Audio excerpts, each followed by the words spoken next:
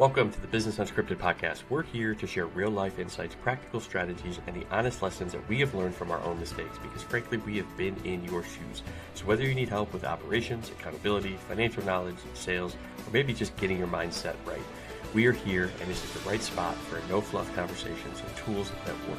So grab your favorite cup of joe. Let's jump into the show.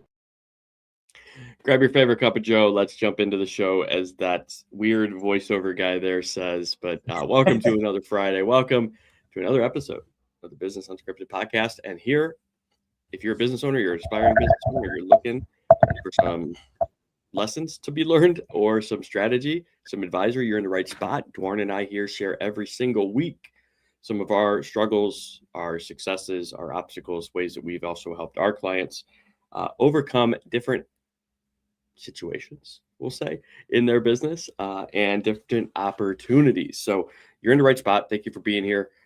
We enjoy every one of you. So Dwarn, thanks again for joining me on another episode, sir. How are you? I'm well, Dave. Thanks for having me again. Busy, crazy week here. Another rainy night, actually, back here in the Philippines. So good. We're entering the monsoon season, I believe. So lots of rainy nights are nights, like we were talking, a little pre-show. It's good for the cuddle weather, and if it's a little cooler, a little bit of fire, it's good. That's it. Evening weather over there. That's it. It's like time for a movie. Of course. Love it. How you been? We are. This has been a pretty crazy week as well. Like really busy in terms of. Monday had a big sort of project wrap up board meeting. So we were preparing for that. And Tuesday did our first, workshop with a couple business owners related to like co-work and implementing some workflows and getting, some education there. So we had one live and then, follow up virtual with somebody else. So it was really good. In there, it was interesting because, we had I think, I don't know her exact age, but, she was more elderly, right? But she's still in business. And it just blew her mind what could actually be done with the workflows and taking some of the manual load off of, her day to day. And I think just being, open, having the eyes opened and being able to kind of provide that support, it's awesome to see that sort of like, oh my God, this is going to save me hours, and it was just as simple as, summarizing the emails and having it prompt what she should be following up on with her clients that she hasn't gotten a response from, and then creating the messaging coach in her co-work to, read not only how she writes, so it, learned and taught itself, but then also it can give feedback and then present the drafts in the executive summary every day to, say, hey, here's John, here's the draft email. You should respond to John. Here's what he said. Here's the change in this project. And there's so many other things that we want to do, which I'll start there. The biggest thing you can do when it comes to AI is just get one or two things done and get them working correctly. It's so easy to put one or two things in place and then want to do 3-4 other things that you think of. And then the first two things never get finalized, never get wrapped up, never get sort of fully polished. And I think that's one of the biggest lessons I've learned, especially over the last 2 or 3 months, as things change constantly in AI. Yeah. There's always the next new thing and you never wrap up anything. And so really you have to be really focused and pay attention to what is it that is going to move my needle, not what is nice to have, right? What do I need to have with my AI workflows to help me, kind of handle my business and my day-to-day that much better. And then Wednesday, we had an AI panel for a local business group, and that was awesome. It was a great discussion. I think a lot of people had some good questions. We were able to kind of point them in the right direction. And the biggest thing for me that came out of that for kind of teaching people is because that question came up: where do I get started? And the first thing I say, there's two things. You need to make a list before you touch anything. You need to make a list. The first is, right, what are you doing now in your day-to-day that can be done manually or not manually, right? You're doing it manually now, but it could potentially be automated in terms of a workflow. That's list number one. List out those tasks. Number two is what are the things that you know you should be doing because you hear it for other business experts, or you hear it from advice that you've been given, but you don't have the time to do, and you wish you did, you just don't. Those are the two kind of lists that you create for yourself, and then from there, that's going to be your roadmap. That's going to guide you in terms of where you're going to take your AI, sort of automation and support journeys. Love to get your thoughts on that as we get started. And then, I know we wanted to talk pricing and value today, so we're going to kind of jump into those from last week. So give me some insights on what you feel about the roadmap and kind of how you get your direction I like that. AI there. Yeah, I do like that. It's interesting, actually. I was having my wife shares an office with me at the moment. We're building out her office next door. So next month she'll move in there. But for now, we share an office. And she was in here today working with me. And I was getting a lot of feedback from a client who we're trying to sign up. We haven't done any work with them yet. We've had lots of conversations, lots of meetings, lots of back and forth, data, a couple of contract drafts, a lot of work. And I said to my wife, I'll tell you what, if I didn't have AI to help me, I would be telling clients like these, sorry, I don't have time to deal with you. And that's the reality, right? Like, one of the things that came through is like there's this off-the-cuff comment based on a contract that we sent across where it was like, it'd be great to have like some sort of cheat sheet full of frequently asked questions and how to position this to our clients. And I'm like, right, yeah, that sounds like actually a really good idea. Give me an hour. I went and prepared something. And then send it back across. Oh, this is perfect. This is exactly what I was thinking. Great. Fantastic. Isn't it? It's amazing, right? Like, it is. It's I'm like, sure I couldn't have done that. I lost a deal years ago because the client didn't see the value in my proposal because it wasn't as pretty and as well laid out graphically as a competitor. I didn't give it to him in a PowerPoint presentation. I gave it in text format. It was very structured. It was very direct. It had everything that was needed and none of the extra. And I did that because I didn't have the time. And here's, go back to your Q&A really quick, right? Is how easy is this to create for yourself? Go back. You can grab all of your chats. If you transcribe them, drop them into a folder, direct cowork to that folder, and simply say, I want you to review these chat transcripts, which are from my client meetings, analyze what are the most common questions that the client is asking us, and then analyze what the responses have been across all the sessions, and make a suggested, sort of Q&A and improve how we answer this question. It's so easy for us to kind of create these things. I think ultimately, we don't think about them because it's out of sight, out of mind. And we think, oh, man, the workload on that's going to be, ginormous, and we're not going to be able to do that work. And it's like, no. Like, it's as simple as, now we just have to gather. And even now, sometimes you don't even have to gather. You just have to point it in the right direction. Like with Cowork, if you have a note-taking software, you can say, here's my note-taking software. I want you to go back through, the last 60 days and analyze client conversations, and if you tagged it right or put it in the right folder, I'm just thinking of Granola because I use Granola. So we can say, go to my prospect folder, right? And just read it. I don't have to do anything because it's already there. You say, go to my Granola, it's already connected to Granola. Read the notes, analyze what people are asking, analyze what I typically say. If there's a variance, bring it to my attention so I can correct it myself, because how else are you going to get better? And then create me a cheat sheet, that I can give out to future staff, or I can put on my website, all these different things that you could potentially do. It's awesome. It is. And it's an even simpler option for me today, was all in a conversation directed around a contractor's agreement. So all I did is drop that straight into ChatGPT with a simple instruction in a new canvas. I need to create a cheat sheet with frequently asked questions that a small business owner would be asking based on this contract and the contents of this contract. Pick the most controversial clauses and focus on these questions and issues that have been raised by the client already. Copy paste, put something together for me. And, it went through and put it together. And then I was able to go, yeah, that's actually not too bad.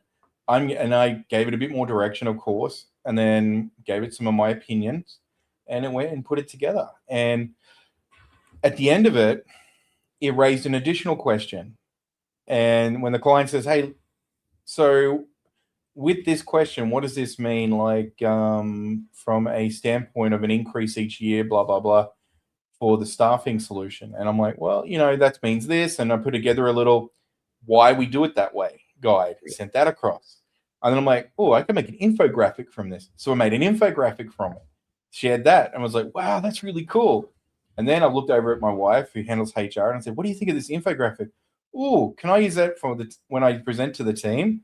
"Absolutely. It's a internal and external safe solution. It's just talking about percentages."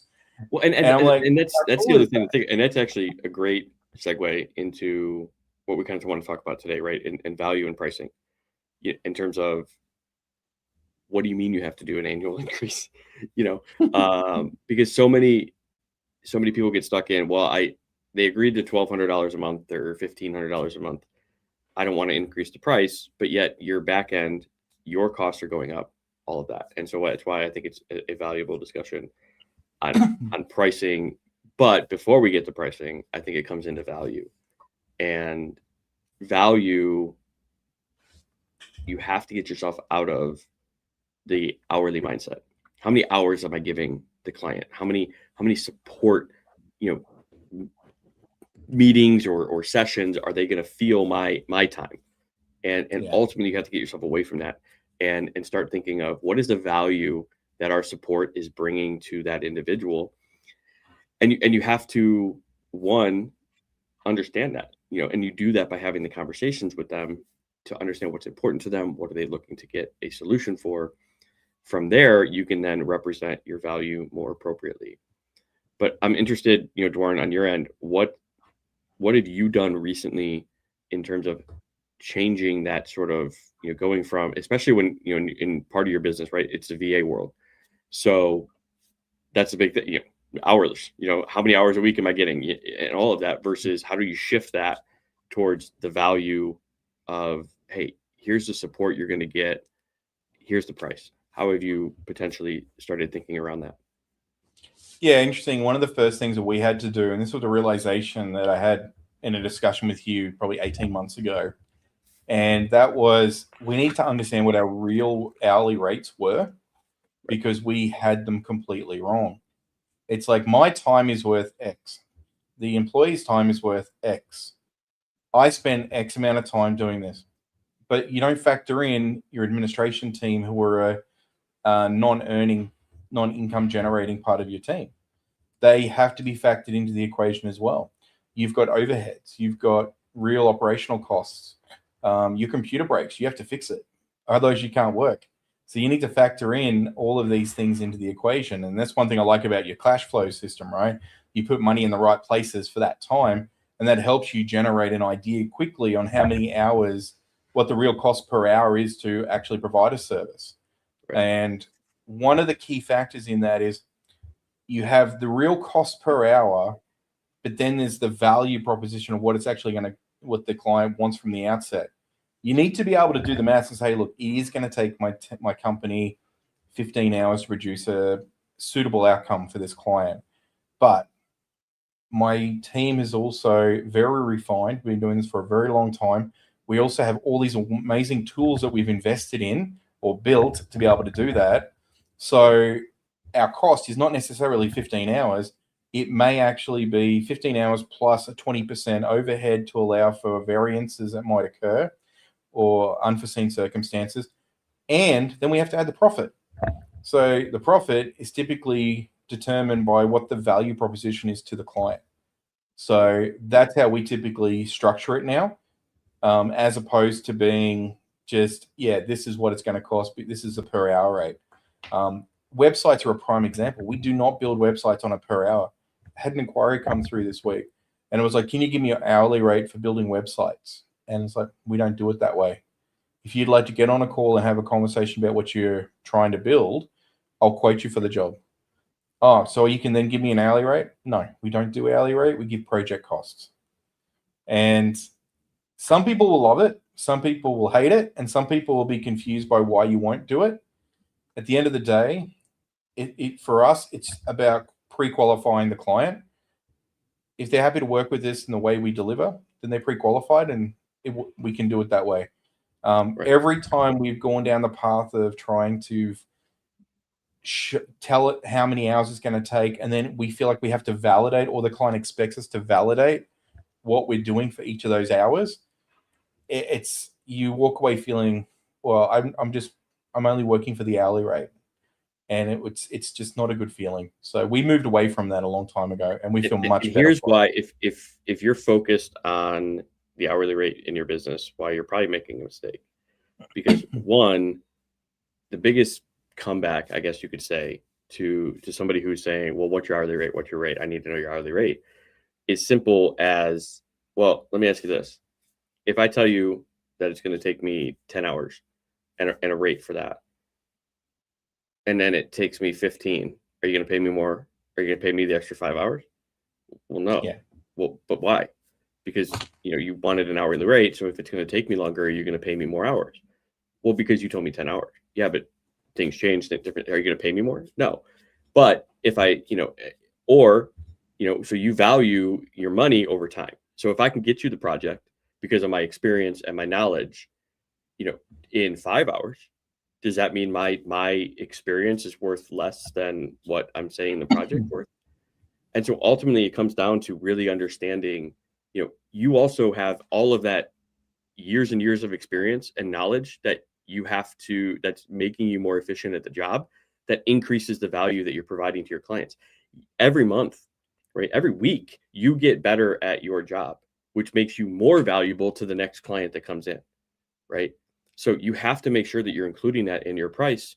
Otherwise, you're costing yourself money. And there's so many variables that can make or break you that are sometimes even sight unseen, because of processes that you're doing with your clients or benefits that you're giving them that, you don't realize how much they're actually costing you. And so that's why it's so important when you're thinking value, there's so many other things that go into it, not just direct costs and direct, expenses that you're going to pay out, but it's your experience. You've put in the pain, the gain to bring this prospect a solution that they need for their business. So why should you undervalue yourself? And if somebody isn't valuing you and says, well, I just want to pay you an hourly rate, they're undervaluing you, because your impact, and this is the second piece, your impact is going to be long lasting after you're gone. So why should you only be valued at the hours it took you to make that impact instead of, the actual potential return that they're going to get? And so that's where you have to start shifting your mindset as a business owner to, oh, wait a minute. Yeah, you're right. I have a lot of value. I have a lot of time invested and service invested. I need to rethink my process. You have to start valuing yourself before your clients and your prospects are going to value you. Once you do that, the shift is real. Oh, absolutely. Let's take that example you showed, you talked about earlier, right? You had a session. One of the people in that session was just there, and they were saying that, just the little things that you had shown them how to do in that session, that AI session, was potentially hours a day they recovered. Now, the value isn't necessarily in what you're able to charge for that session. It's the value shifted back to them. And this is something we see with our customers all the time, is a beautiful website that converts into leads and contact and generates communication inbound for them, which turns into leads and potentially sales. That sort of thing is the outcome which they're looking for. It's not a website. They think it's a website until they realize the actual real purpose of the website is the outcome. And this is the same, people turning up at your sessions, they don't know where to start. So they think that signing up to a $20 subscription each month for an AI platform is the answer. But that's only part of it. That's like putting the key in the ignition and then not starting the car. It's like there's a lot more to it that goes with this. So one of the things that we witness all the time is when you start talking about these outcomes, don't go and the value proposition. The value proposition is not about what your value is from this. It's about what the client's value is. There could be something as simple as they want more time. Their dream outcome, right? You have to understand. It goes back to Alex Ramosi, right? He's got his value equation, right? And so it's, and I'll probably butcher it, but high level dream outcome, right? What's the percentage likelihood that they're going to be able to achieve it, the time to get there, and then the money invested, right? And then you kind of figure out what that ratio is. And so for you to understand, the first thing you have to understand is what's our dream outcome. And if you go into a exploratory session or you go into a conversation and you don't understand that and you're not letting them tell you that, you're wasting, right, that time with them, because you're not able to then articulate what the value is that you're going to be able to provide to them based on what their outcome is. It's not what you are, right? What your outcome is, what you hope their outcome is going to be. It's what's their dream outcome? How are you going to help them get there in terms of, reducing the perceived, likelihood of failure and increasing the likelihood of success? And if that combined, with the ratio of what's the investment and what's the time to get there, if that ratio is large enough, then it's going to be a no-brainer for people to make the decision to, kind of continue on and partner with you and go from there. However, if the perceived outcome, the perceived likelihood of success is closer to like a 1-to-1 ratio of investment and then time to get there, it's going to be that much harder to sell. So if you're having trouble closing, think back to all those conversations. Are you articulating your support and your program based on what your client's outcome is, what the client's likelihood of success is? Or have you been articulating it from, hey, these are the benefits of our service, here's what you're going to get out of this, and you don't even know if it even aligns with their outcome? And so that's why this is so important, right? Value. And this is one thing, like sales, no matter what training you've done in sales, it always comes down to an emotional response. And the emotional response most people associate with their desired outcome is what you're looking for. Right. And this is where I love that neural emotional persuasion questioning. I love the simplicity of just asking the right questions to generate the thinking required from both parties to help deliver the right outcome. And one of the most valuable things as a business owner you can do is qualify a person quickly that you're talking to, a lead that you're talking to quickly, because they may not be the right fit for you. You may not be able to give them the value that they want, or maybe your value isn't what their outcome is, not going to match it. And you should know that really, really quickly. So if you don't understand your own value with your services and products, and you're not asking for what their desired value outcome is, you can't decide whether you're the right fit or not. So it's a very, very important step. And I think a lot of businesses, they miss that. When they go in to do sales and they go in to sell their product, they miss it. And I know it's a bit of a cliche, but one of the best techniques on learning how that works is a good car salesman. A good car salesman gets you envisioning driving the vehicle, using the vehicle, picking the kids up from school, going to soccer practice, going out on the weekend for, family dinner, those sort of things. It's about picturing that outcome that's desired for the person coming in to purchase a product. And those simple traits they move into everything sales, regardless whether it's business to business or not. Because even if you're doing corporate business sales, there's an outcome there which is driven by an emotion. The outcome is driven by an emotion, and you've got to ask what that is. And that's typically the huge value add that you can add to the sale. If you can same thing B2C, if you're doing business with clients or customers directly instead of business to business, you have to understand their dream state. Like they called you in to accomplish something, whether it's demoing a project or cleaning a house or developing their backyard hardscape however they want, right, in their landscaping and their yard cut. So you have to understand what that vision is, and then once you understand that, keep them in that vision, keep them in that value. Okay, this is what we're going to provide for you, here's how we're going to do it, right? Not, hey, this is how many hours you're going to get from me, this is how many hours it's going to take. They don't, again, when your prospect is in their dream state, in that moment, they don't care how many hours it's going to take you to get there, right? Unless it's short, right? You want to reduce that time to achieve that outcome. You want to say, hey, we're going to be able to, oh, look at that. You know, I just had, we got fireworks. What's happening here? I don't know why there was fireworks there. I don't know what I did, but apparently, you know, our streaming software loved what I was saying. That's freaking hilarious. Oh, gosh. So reduce that time, right? Yeah. Keep them in that dream outcome. It's going to make your job that much easier to close them and get them to move forward. Now, only do this if you're honest, right? You know, I'm not saying you're trying to close them because you're just trying to get them in and get their money and then, you know, be poor at service. And that's why, and it kind of goes into to the system and the service and the processes. And it was funny because actually before we jumped on and I wanted to kind of mention this, and I think this is a good spot for it. I saw it was a clip from Nick Saban.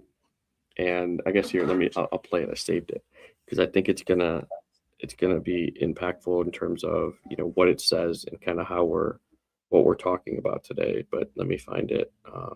What are you finding? It's about processes, right? It's about outcomes and how outcomes are a distraction. So You found it? Outcomes are a distraction.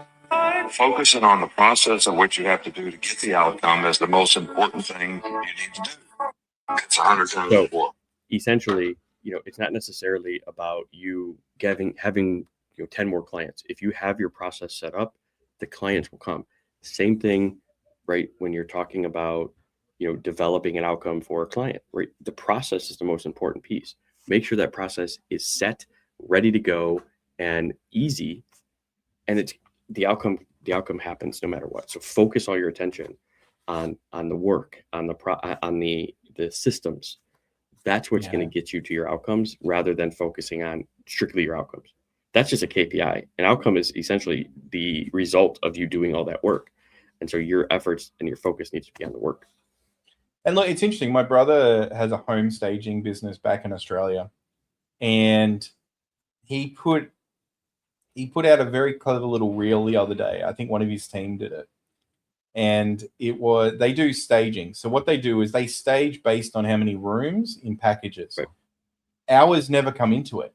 In fact, the clients don't even know how long, I'm sure, it takes to set up and choose the furniture and set it all up the right way, blah, blah, blah. There's a lot of work goes into it. And again, they're looking for an outcome. So he only sells outcomes. Right. This post was brilliant. It was just a simple video of one of the rooms that's set up with him and a couple of the staff in the room, just looking at what they've done. And it's like, yeah, you can hire a cheap stylist. Absolutely. But you can also buy sushi from the gas station. We don't recommend doing either. And I was like, wow, what a way to say our value is here. Yeah. Because you instantly get a picture in your head going, well, yeah, I'm not buying gas. Yeah, you know how many times I went to the gas station and saw sushi? I'm like, who the hell would buy gas station sushi? But exactly, it's like gas station hot dogs. Like, oh, do I risk it? Do I risk it? Those I can say I've risked a few bathrooms. I think we've all risked a few and regretted it. But man, that's crazy. Isn't that simple? But I mean, it's a great simple analogy of, you know, just showing your value without actually pushing too hard or being arrogant about it either. But every business has a value proposition, and all you got to do is match that value proposition once you figure out what it is. And you know how you're going to figure that out? Your clients are going to tell you. Mm-hmm. They're going to tell you why they chose you. They're going to tell you why they're working it. By being quiet and letting them talk and tell themselves. And then they're going to tell you. That's how you do it. Jeremy Miner, that's it. Like that's probably been the most impactful piece of training, you know, because obviously if you're like me and you're just getting into business and you came from the corporate world, you probably don't have sales experience. I was never a salesman. I was in finance and accounting and leadership. It's like I didn't sell anything. I didn't have to, except I sold myself in an interview to try to get a job. That was the only kind of sales I was ever had to do in my entire life. So I didn't know anything about sales. For a year and a half, I sucked at it. I really did. I probably, I probably still am mediocre. I wouldn't say, I'm not top, but going through that. You're heaps better than when we first met, Dave. Don't sell yourself short. Exactly. And so, but going through Jeremy Miner's, and learning the NEPQ and then continuing to practice it and integrating it into our processes and our systems, and then helping others integrate it in theirs, it's tenfold what you could potentially do as a business owner by just learning, right? And integrating the process of shutting up and listening and knowing what questions to ask when, Yep. And so it's crazy, but you can't be in somebody else's mind. And so the most important thing that you need to understand is you need to understand what their dream outcome is. But how are you going to get that? As we said, you have to shut up and you have to let them tell you. Yeah. And that's it. And that that's requires the only way you're ever going to understand it. Question. Right. You have to start with a series of the questioning, which then you just have to shut up and listen to the answers. And people always say to me, like, well, how do you know which questions? Well, you have 2 or 3 starter questions, and then everything else is pretty straightforward at that point. You're just carrying on the conversation.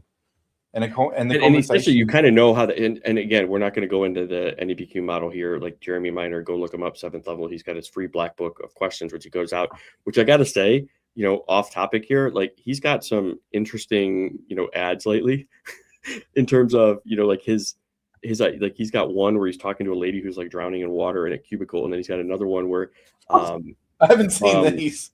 Yeah. From what was it? The Wolf of Wall Street. When he's sitting there with Matthew McConaughey and he's doing this, he did another one. So he's done it. He's gotten a lot of like AI generated, but it's it's him, but he's in these AI scenes, right? And so it's pretty. I got to say, his team is pretty creative with his content around the Black Book of Questions and getting it out there. But I would say it's 100%. Like go look it up.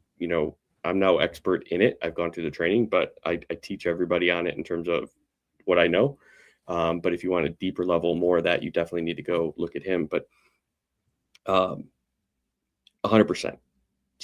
And I totally forgot where I was going before that. So I'm old. Yeah, it's all about questions, right? Yeah. It's about knowing how to carry on that conversation. Is just knowing which questions to ask. And when you listen and get a response, you typically are going to want to ask another question because you're inquisitive. And that's right. You can carry on a conversation pretty quickly. I think that's where you were heading with that. Well, and I think so. If you understand the process of NEPQ, there's stages that you're going to go through with your client. And the idea is that you're not asking set questions every single time to get to the end. It's here's how these questions are formulated. Here's what to listen for, and then when to move to the next stage. But also here's how to probe deeper. So many people, when you ask an initial question, are getting to give you a surface answer. For quick example, you may ask a prospect, how does this make you feel that you're facing this objection or this obstacle right now? I'm frustrated and I'm angry. Frustrated? Angry? Like just doing that, repeating the emotional word back to them signals them to dive deeper and to tell you a little bit more about why they're frustrated or what they're angry about. And the beauty of that skill right there is that it goes way beyond business. I've used that. It's in personal life. You can use that same thing, whether it's a spouse, significant other. Yep. And they say, I'm feeling angry. I'm feeling overwhelmed. And then they're going to respond. I've done it. And it works in text message too. If somebody's like, hey, I'm feeling a little, upset right now. Upset, ? And then they feel compelled to dive deeper. You can do the same thing with your prospects in a prospect call. So it's crazy how once you start learning that skill and integrating it and repeating it, how it can really change your entire, kind of life, not just business, but life. Well, it's a value proposition. It's a skill that has a value for you as a business owner and as a person. Mm-hmm. Like pretty much the only times that doesn't work for me is when I'm trying to talk to the dogs and get them to do something. They don't seem to respond as well. Yeah, it's got to be the same species. We'll go there. But they were persuaded by anything but treats and food. That's for sure. Legit, right? It's like, come on. And if there's a fleas, well, they're a bit irritated at that point too. So get me clean. Exactly. But isn't it crazy? I mean, when we start looking at this, it's not that complicated. And like, I get really frustrated when I see hundreds and hundreds and hundreds and hundreds of videos out on YouTube with all these gurus and coaches, and they're all trying to say you have to follow this exact formula to make this work. And it's like, well, no, you don't have to follow an exact formula. You just have to understand some of the fundamentals, and you can go and watch hundreds of videos if you want to, but probably don't have time to. So just pick a couple of people and a couple of processes and things that you think are going to work for you and give them a try. And soon enough, you're going to pick up what's got value for you, and then just do the same thing over and over. If it's working, just keep doing it, repeat it, refine it, and improve it. Don't just feel like you have to change it. The only reason you would change your sales process is if it's not working. That's when you start looking at it. And don't change it too quick, because what you might find is you're just fishing in the wrong pond. That's the other thing. And I think too, well, I think it was an Alex Hormozi video, but it was really kind of eye-opening, because you see, when people think of sales, they're like, oh my God, I closed 80%, right? Or I closed 75% or 70, whatever it is. And they think like they're balling, and maybe they're making good money at that point. But here's the thing. You don't want your close rate to be 70, 80%, especially when we're a small business owner, unless one, you have a team to support them, which we've talked about before, the systems in place in order to handle those. But two, if you are closing at that rate, you're underpriced. So many people, if 80% of the people you talk to are like, yep, sign me up, right? Unless it's like a ChatGPT where it's like it's a SaaS, right? But if you're like a service where it's like there's some attention and some program that you have to offer, and 80% of the people are closing, that's because you're underpriced. It's that simple, because you're literally giving them so much value, and it's like, oh yeah, okay, here's my card. You should shoot to be around 30 to 40% close rate. That's when you know you're ideally at the place of pricing with value, is 30 to 40% close rate. The other thing to add to that too, though, Dave, is if you're at 80%, how many conversations you actually having? True. Because that's the other flip side of that. If you're only having 3 conversations a week and you're closing 2 of the 3 sales, that's a great success rate. But what would happen if you moved that to 10 conversations? Would that still be 2 sales? Would you have the capacity, right? Or exactly. So I mean, you've got to be. There's different metrics you have to be measuring here, and I think last week we talked about capacity, and the week before we talked about processes and things like that. All of these things have their place in the process of getting the sales. But today, from a value and a positioning point of view, you really just need to understand what your capability is as well, because that's another part you can play into your value is scarcity.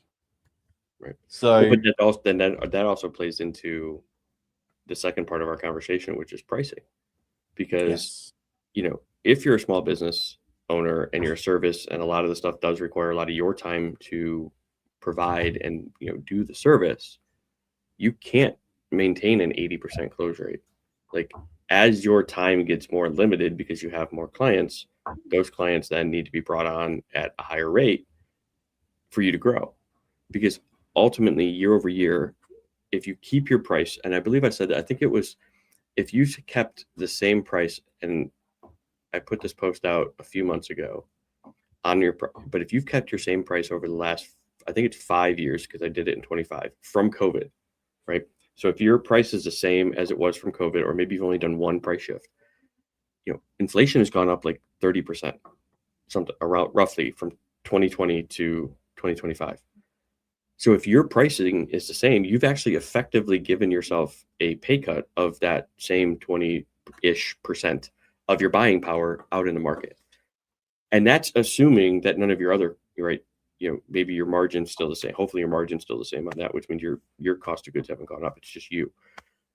Yeah. Do you want to be doing the same work 5 years later for less buying power, essentially a pay cut? So and this is interesting, you have right? to understand that when it comes to your pricing, that's level one. how many times have you spoke to a client and they've said to you, yeah, but our customers have been with us for 5 years. I don't want to lift our price. Maybe they'll leave. And at that point, it's that conversation as a business owner you have to have with yourself going, well, are they staying because it's cheap, or are they staying because they do a really good job and I provide a really good service? One of my clients, prime example, didn't raise his monthly service fee for 3 years because he was asked to defer it for 2. And then something happened in the 3rd year. He went back to try and get that rate increase, well, not try, but actually increase the rate this year.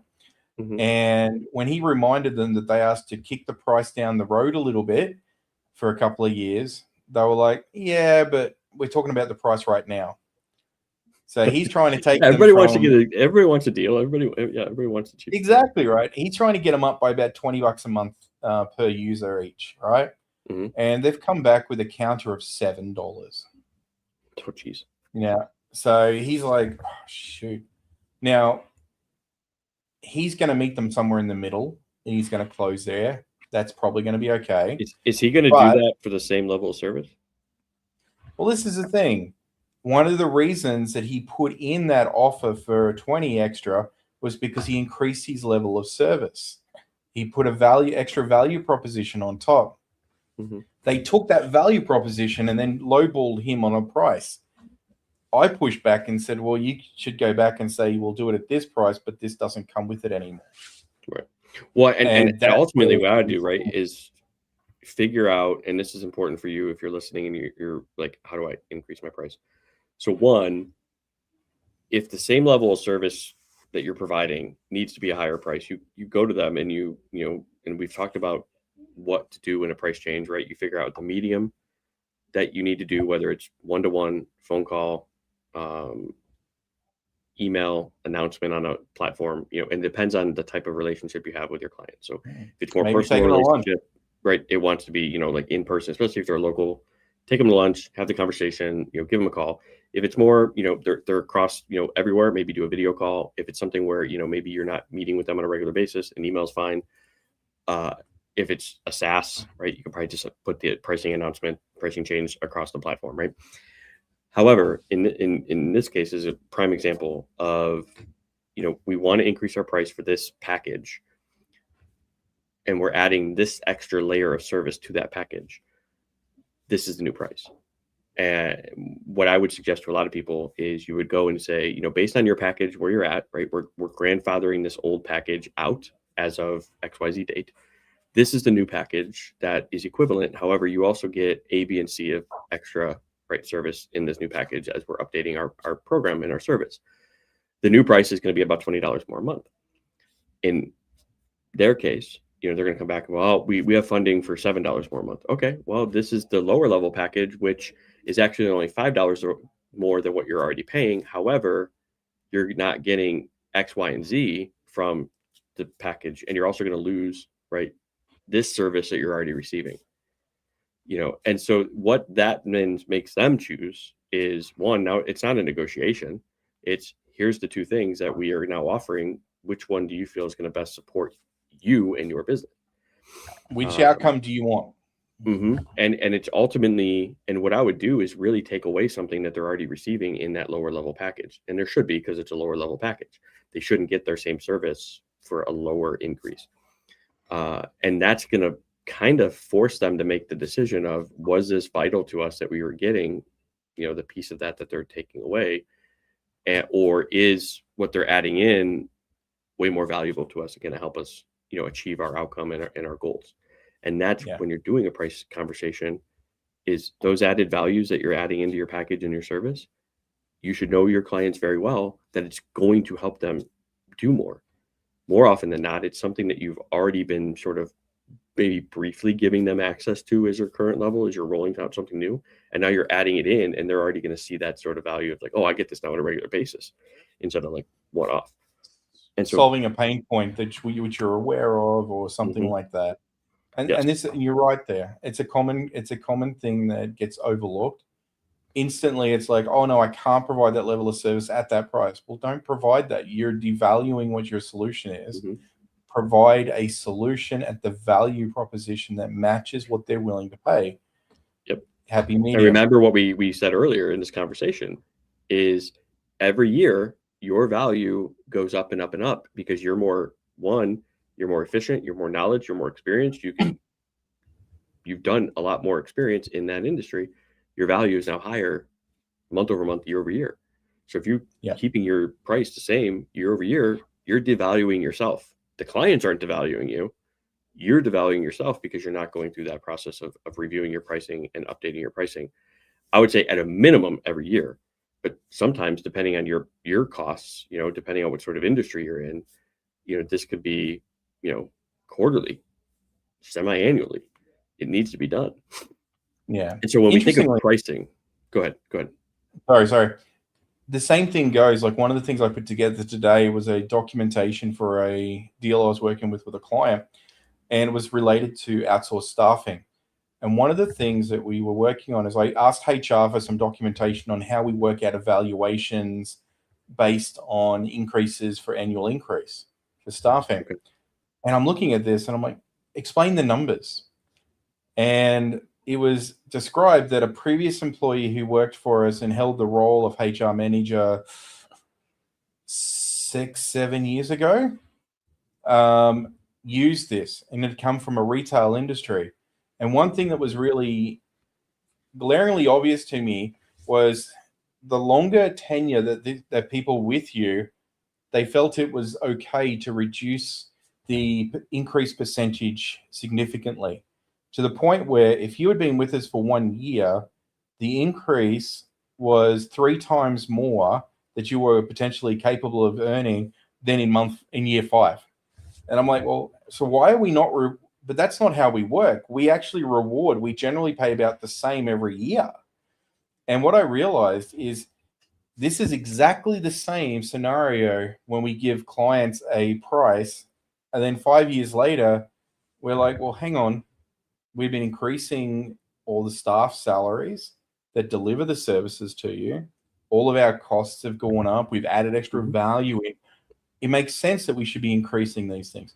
We factor it into contracts now. Our contracts are written for 12-month annual cycles with written in that we will be increasing by a minimum of X percentage per year.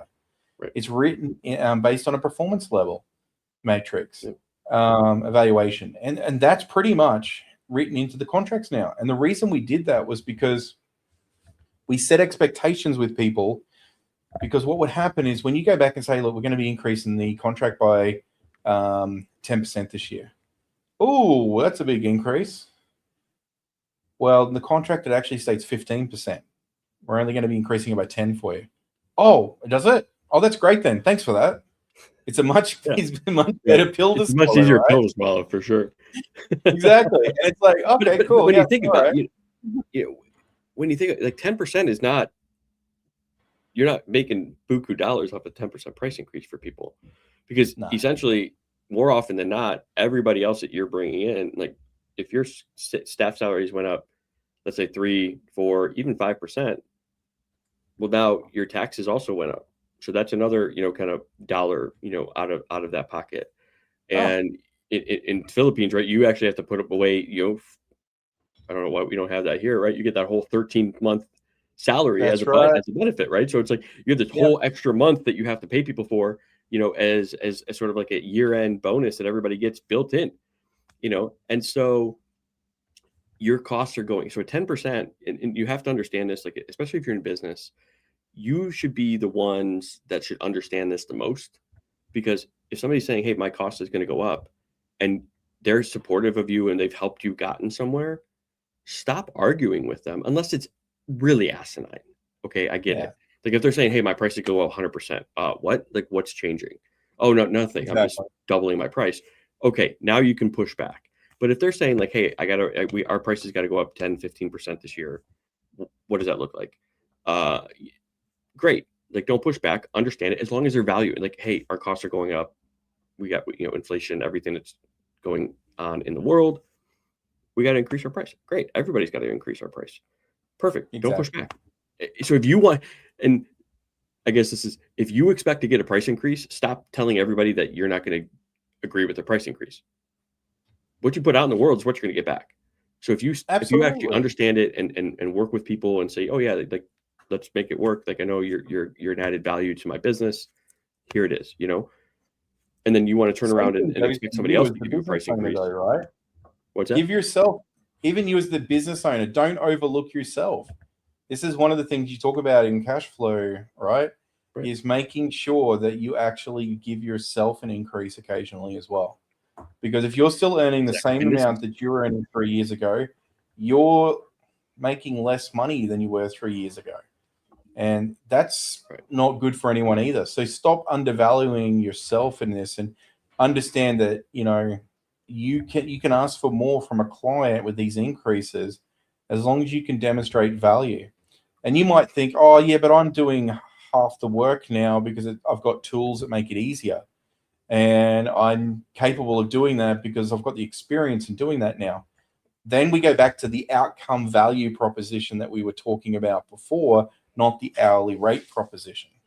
Right. And you're focused on what value you're bringing to your clients. Just because you're more efficient at doing and providing that outcome, why should you be penalized for that? Like you've taken the time to invest your own time to make that process, to generate those workflows that make that outcome available to your client. You don't want to work with me, great, but you're not going to get the outcome. And I think, you know, the one thing to look at long term is stop doing these 3-year contracts or these price locks.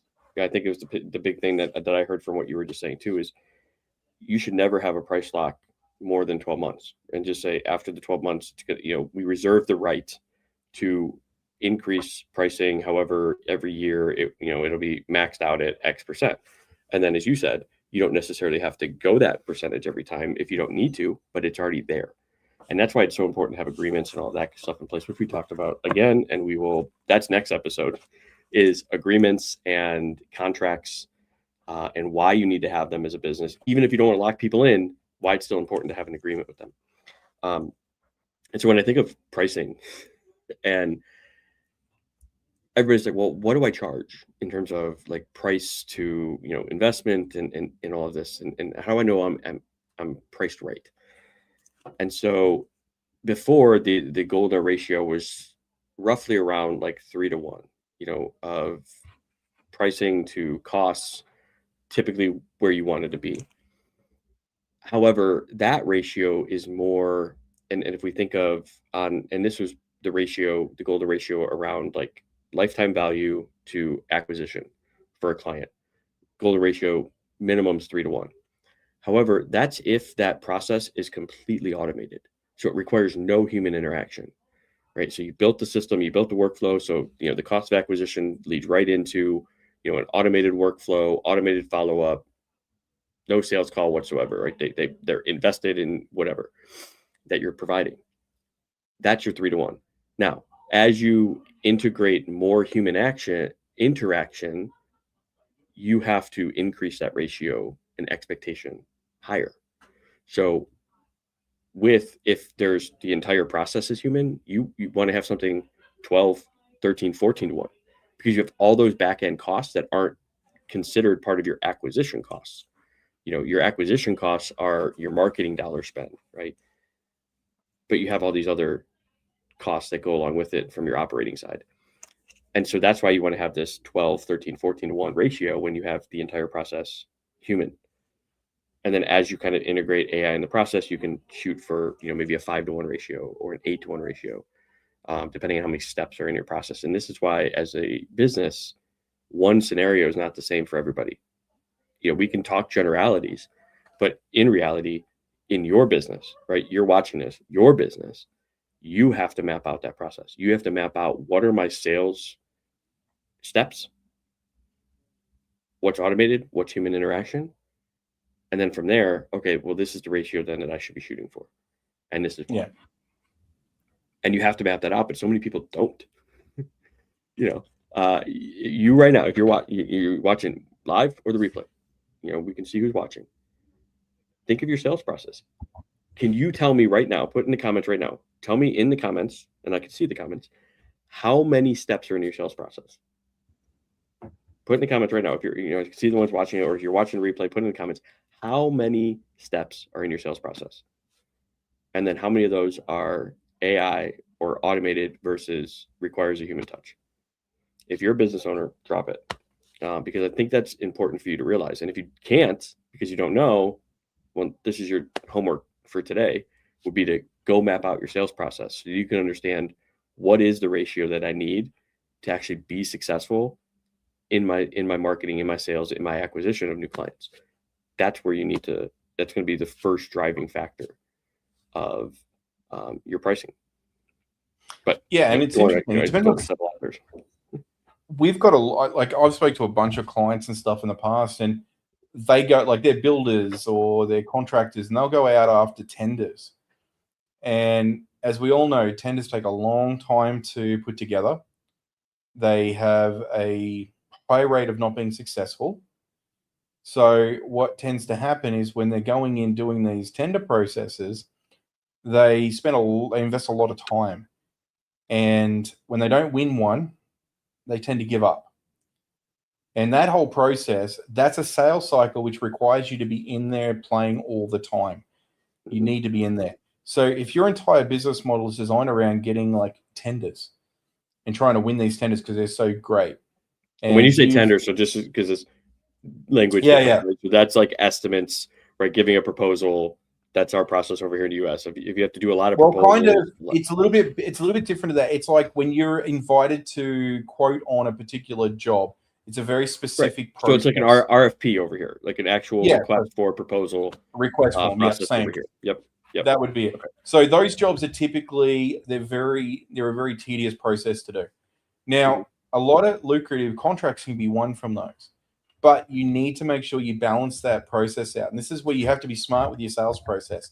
You need to know, if I'm going to do, for every one tender that I do, I need to do 10 regular proposals out to clients for their different jobs that I've got a high rate of winning as well. And you're not relying on just that one.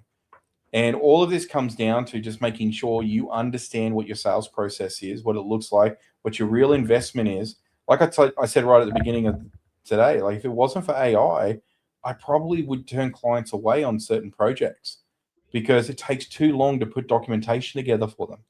They've got too many requests and requirements and upfront demands to make a decision. Now, if I was offering a cookie cutter solution, which was just, here's my collateral, thank you very much, read it. If you're happy, we'll have a conversation. We'll sign a contract. Thank you. But when you start talking about fully customized solutions like staffing, marketing strategies and plans, websites, these things require a little bit more forethought, a little bit more action. And a lot of the stuff we do is all white label partnership related. So that takes a little bit of relationship building and back and forth negotiation at the beginning. And we factor that in. But then we look at long term, once those relationships are in place, that could actually mean 3, 4, 5 very quick, easy sales every month. Because we're not doing as much of the groundwork. It's coming in as heavily referred, and we're able to get those deals signed quicker. So you've got to work out what your sales process is. You've got to work out what your value proposition of doing that, going through that sales process. And your sales process might not be a linear as some. It may actually require you to jump around and do different things. And you may have a sales process that can't use AI because you've got to go to physical to site. You've got to physically go out, take photos, videos, whatever that looks like. And so that's like part one. I mean, pricing is so intricate, and there's so many different like KPIs or parts of your business finance world that point to you're underpriced. Okay. Now, I had this conversation a couple weeks ago with a remodeler, and this comes down to your margin on pricing. So as you're a remodeler, your biggest thing is understanding what are all the things I'm going to have to buy in terms of supplies, hardware, new cabinets, whatever it is, flooring, anything like that, right? So you have all these hard costs that go into that project. They have all these subcontractor costs, all this stuff. And then you have to build your margin on top of that. Now that calculation is very important. Okay.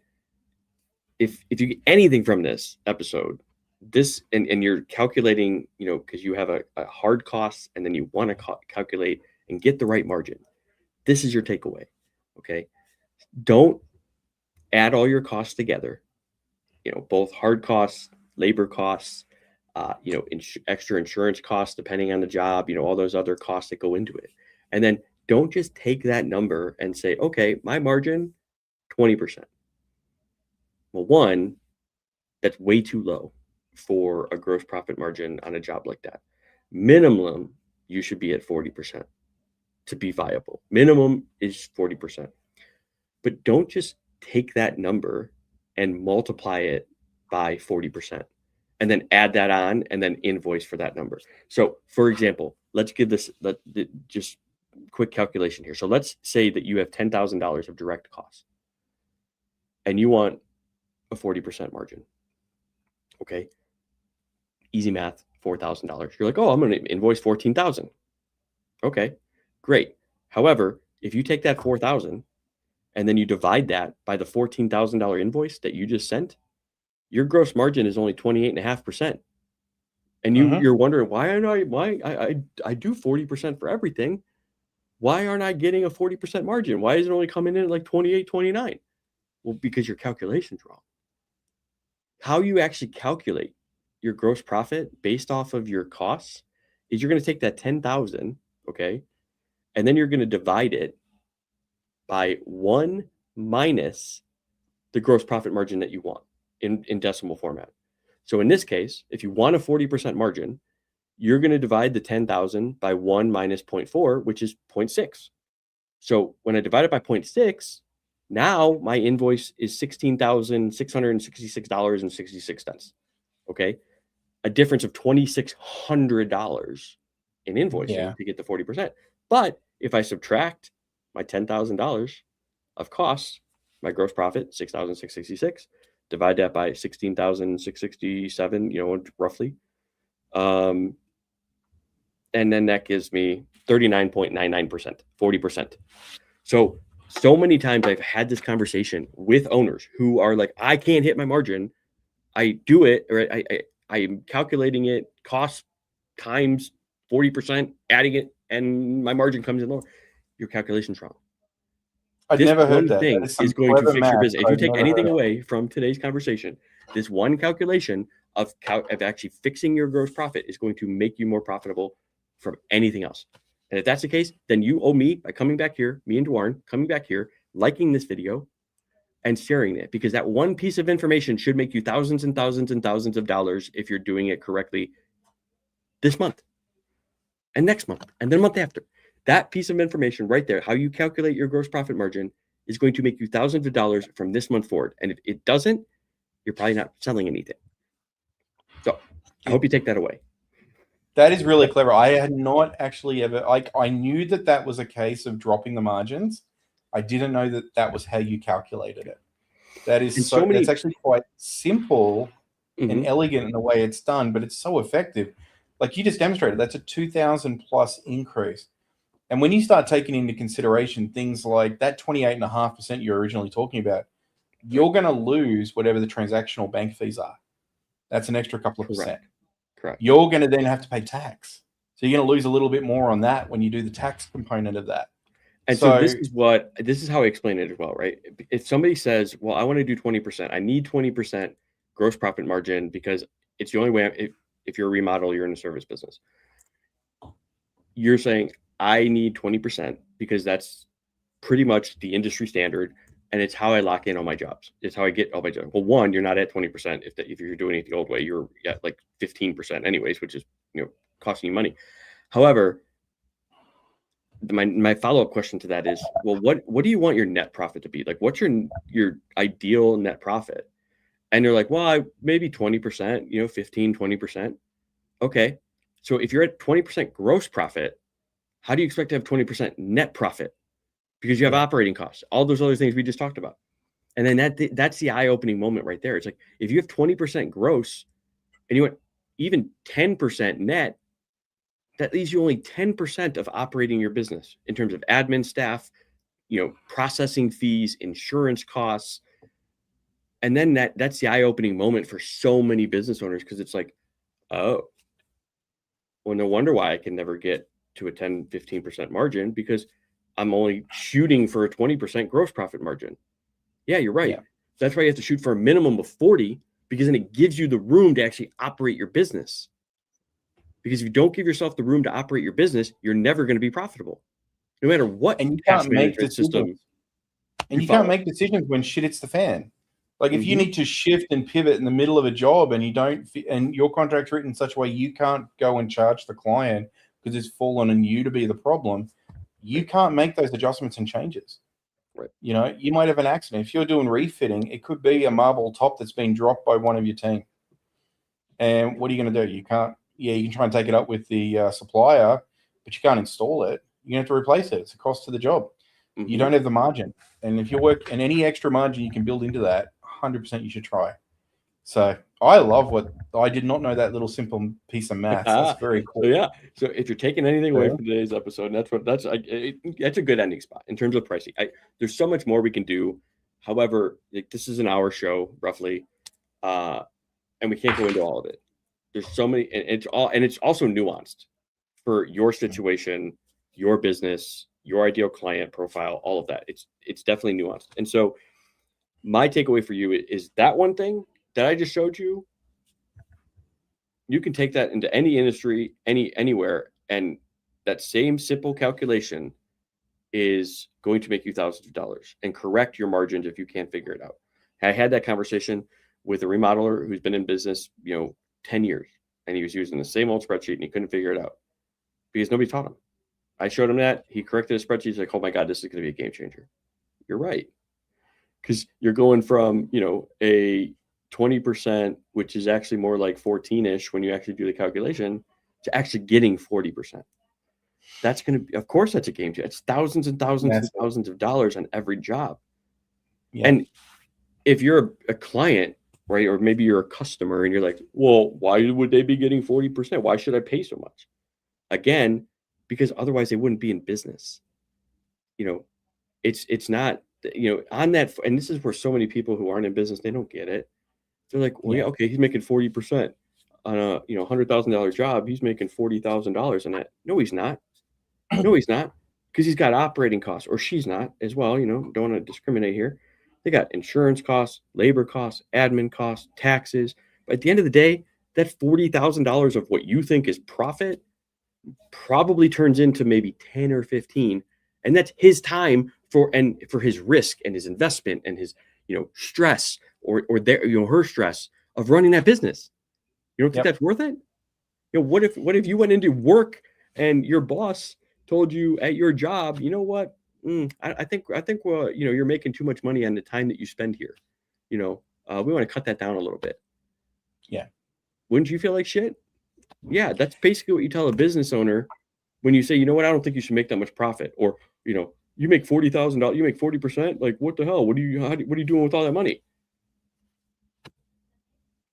Sorry, but maybe you shouldn't stick your nose where you don't understand it.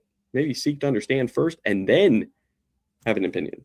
But it's human nature. As a business owner, you tend to find you walk into places and you start recognizing stuff like, holy shit, this is like a lot of square footage. This place is not cheap. That's a lot in the rent. Look at the lights. Wow, that's a lot to power this place. What's I've looked at real estate space and I'm like, man, they're probably paying like $10,000 a month in real estate. And then it's like, yeah. Where's and then you look like, how are they staying in business? There's like nobody here. My favorite is I look at lights shops, right? Like they got shops that just sell lighting, chandeliers, lamps, all that sort of stuff, right? And I'm like, they're huge shops. And I'm like, how many lights are they selling to make enough money to keep that place open? Like, seriously. And they have to power all those lights to demonstrate them all the time. And when you think of that, right, it's because as the consumer, the customer, like the daily person, you and I, that's not their clientele. Their clientele are real estate, commercial. They need a showroom so that they can come in and like see all that stuff. But their ideal is like these big high rises, these big office buildings. That's their ideal client for that. And another story, and I'll share this too, which is over here. It's really fascinating and interesting. Long story short, but there's a mattress firm, right? So it's a mattress sales spot, and you see them everywhere, right? And it's like there may be one on like opposite blocks, but yet nobody's are in it. It's like, how is this place alive? Like, how are they so successful? And here's the play for them, which is why it's a little bit different. For them, they go into these newer developed real estate spots and they lock in a 20-year lease with these places at a really low rate. Okay. And then once they lease it out and the landlord comes back to them and say, hey, we need to renegotiate your lease. Well, nah, I'm sorry. Like, I'll sublease it to somebody else and maybe we'll split the difference. But yeah, I'm locked in here, right? And to hold that, they become now like these land mass, they get all these different, commercial buildings under contract. And that's what they're doing, because in order to pay for it, they only have to sell 1 or 2 mattresses a month to pay their rent. And then their money is in the back end when in 5 years that landlord wants to get out of that contract. Oh, well, you can pay us. You can pay us to get out of this and to get it back, or let us sublease it and we'll sublease it for you. Yeah. And so that's an interesting one when you see that kind of stuff, because there are some of these things that you just don't understand. Like in that case, 100%. Like I sat with an owner. I sat with a restaurant owner during just after the COVID period, and he said it was really tough. He didn't let any staff go. He managed to keep them going for 18 months during 12 months of closures, and 18 months of very restricted hours. And I said to him, how are you keeping things going? And I said, you can't be that busy. I said, no, we're not. We've got maybe a couple of people at a time in here. That's it. And I'm like, he goes, but we've got a wholesale business which actually produces all of these meats and meat goods and hams and curing the sausages and cheeses. And I'm like, oh, and we've got contracts with all these big supermarkets that are now supplying everybody because there's no restaurants open. So our sales are actually up because of that. And I'm like, oh my God. That's the key right there. We'll end with that because that's a good one, right? And it's sometimes in business, you have to think outside the box. Yeah. And the other example of that always stands out to me, and we've talked about it on this show a lot, right? It's the Savannah Bananas, right? During COVID, another COVID example, right? They're a baseball team, right? When they're just kind of getting up and started, they turned into like drive-through experiences during COVID, and they had one of their most profitable years because of that. But they're a baseball team, a baseball organization. And it's like, how did you make money during COVID when nobody was in stadiums or anything like that? And it's because they thought outside the box. And so sometimes you have to think of that too. And so with that, Warren, I already told you what I want everybody to take away, and that's that calculation for gross profit. And if you missed it, go back to it. I'm sure I'll share it as a clip as well somewhere here or there. But Warren, what do you want the listener, the viewer, to walk away from today's episode with and start implementing this week? Look, I think really understand what your real costs are and what your value proposition is. Once you understand that, you're in a much better position to go and ask the questions and listen for the signals as to how well you can offer a solution that hits the value proposition that your client wants.